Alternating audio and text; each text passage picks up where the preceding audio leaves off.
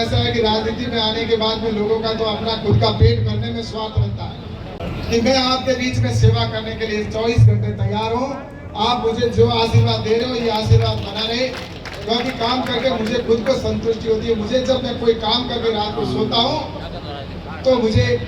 नींद आती है कि आज मैंने एक काम किया। वरना ऐसा है कि राजनीति में आने के बाद में लोगों का तो अपना खुद का पेट भरने में स्वार्थ रहता है। उनका सिर्फ एक ही रहता है कि वो अपने खुद की किस तरह से जेब भरी। लेकिन मैं आज आपको कहना चाहता हूँ कि आपके बेटे के ऊपर कोई माई का लाल एक पैसे का कोई आरोप नहीं लगा सकता। मैं आज यहाँ पर खड़ा हूँ तो डंके की चोट पर कहता हूँ कि कोई माई का लाल मेरे ऊपर एक पैसे का आरोप नहीं लगा सकता। वरना सामने वालों का इतिहास पूछ लो क्या है, क्या करते हो।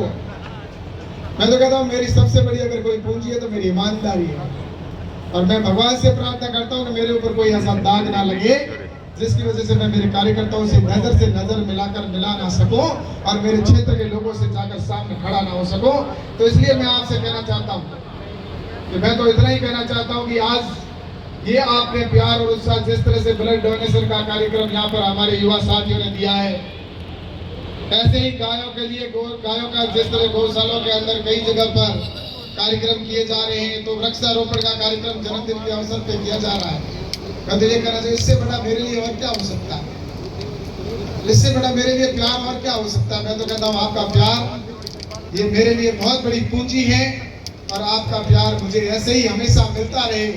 आगे बहुत कार्यक्रम है और भी जाना लेट बहुत हो गया है, तो मैं सोचता छोटी सी बात होती है उसको चिंगारी किस तरह से बनाने का काम अगर करना है तो आप देख लीजिए कि पिछले इन 5-7 सालों के अंदर जिस तरह से वैमनस्य घोला जा रहा है, जिस बात का इस देश से कोई संबंध नहीं, यहाँ की सरकार से कोई संबंध नहीं, उस बात को पूरे विश्व के अंदर नैरेटिव फैलाना, पूरे देश के अंदर इस प्रकार का नैरेटिव फैलाकर और देश को किस तरह से धीरे धीरे करके अंदर से खोखला करने की और जाति को जाति से लड़ाने की साजिश रचने के लिए आपने देखा होगा अभी किसने कॉल किया था, SC/ST के भाइयों को इस तरह से बरगलाया गया, इस तरह से भड़काने का काम किया और उसका परिणाम ये रहा कि आपने देखा होगा भारत बंद कॉल हो गया। पता नहीं किसने कॉल किया, किसने किया और सोशल मीडिया के ऊपर पूरा भारत बंद का आह्वान हो गया। और मैं आप सबसे कहना चाहता हूं, आज मैं उनसे पूछना चाहता हूं कि जो SC/ST के भाई इस देश के अंदर जिन्होंने दो तारीख को अलगाव फैलाने के लिए जिस तरह से यहाँ पर काम किया था, झूठे जिस तरह से प्रचार करने का काम किया था, वो आज लोग वो कहें जब राहुल गांधी ये कहता है कि हम आरक्षण समाप्त कर देंगे तब उनकी बोलती बंद क्यों हो गई, मुझे उसका जवाब चाहिए। क्या कभी आपने सोचा इस तरह से?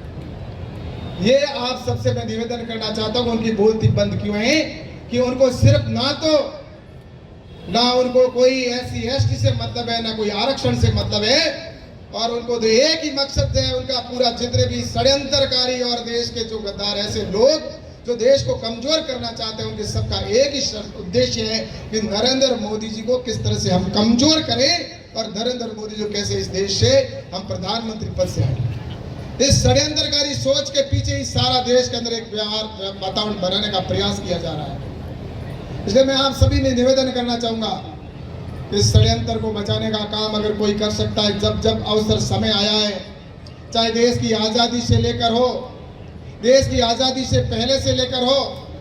इस देश के अंदर निरंतर यह प्रयास हुए कि देश को हम आज़ाद करें। आज़ाद करने वालों ने कभी ये नहीं सोचा था कि भारत का विभाजन भी हो जाएगा, लेकिन मैं आप उस बात की ओर नहीं जाना चाहूँगा। लेकिन हमें आने वाले समय के अंदर आज के दिन इस सेवा के संकल्प के पखवाड़े के ऊपर ये संकल्प लेके जाना है यहाँ से कि जिस तरह से हम आने वाले समय के अंदर इस देश को कैसे और मजबूत कर सकते हैं। अपने गांव के अंदर, अपने क्षेत्र के अंदर, अपनी ढाणी के अंदर आसपास कौन सी ऐसी गतिविधि हो रही है, उस गतिविधि के ऊपर भी हमें ध्यान रखना होगा। हमें अपने सामाजिक ताना बाना, सामाजिक समरसता का भाव हो, चाहे सामाजिक ताना बाना हो, उसको हम सौहार्दपूर्ण वातावरण के अंदर कैसे बनाकर रख सकते हैं। क्योंकि कुछ लोग सामाजिक ताने बाने को और विशेषकर इस बाड़मेर जैसलमेर बॉर्डर के क्षेत्र के अंदर बिगाड़ने के लिए लगे हुए, हमें उसको बचा कर रखना है, उसको बना के रखना है और वो एक राष्ट्रवादी विचारधारा के कार्यकर्ताओं की सबसे बड़ी जिम्मेवारी बनती है हम सभी यहाँ पर बैठे जितने भी भाई हैं, हम सब आने वाले वक्त के अंदर हम अपने सामाजिक ताने बाने को और मजबूत बनाकर गाँव के अंदर एक सामाजिक माहौल ऐसा वातावरण बना के रखें कि हमारे सामने आने वाले समय में ऐसी परिस्थितियां पैदा हो तो उसका हम समाधान करने में हम सभी मिलकर सक्षम हो सकें।